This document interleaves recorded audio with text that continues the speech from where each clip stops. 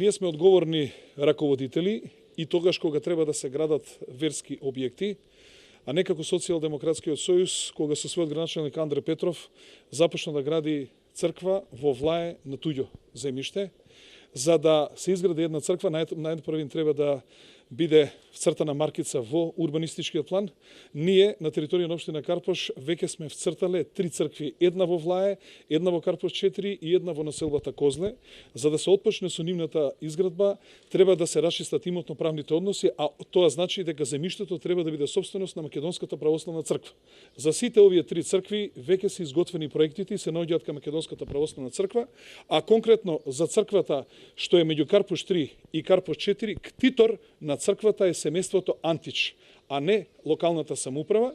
И по поставување на камен тамелникот имаше судски спор меѓу господинот Рафет Муминовиќ и Македонската православна црква. Македонската православна црква тој спор го доби и ќе си продолжи, година и пол траеше тој спор, што значи дека ќе продолжи натаму изградбата на таа црква и воопшто не треба Социјалдемократскиот сојуз да се грижи за изградба на верски објекти во општина Карпош и само тие може да гледат бизнес интереси во изградба на верски објекти, односно само неверници може да гледат бизнес интереси во изградба на верски објекти.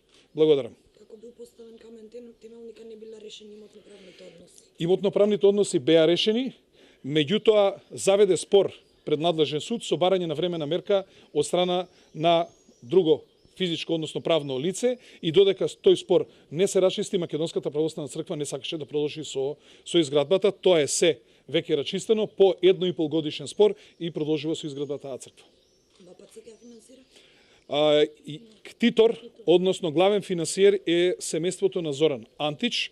Секако дека тука ќе има донации и од граѓаните, ќе даде нормално средства и локалната самоуправа, но не е главен инвеститор локалната самоуправа, туку црквата си има свој ктитор.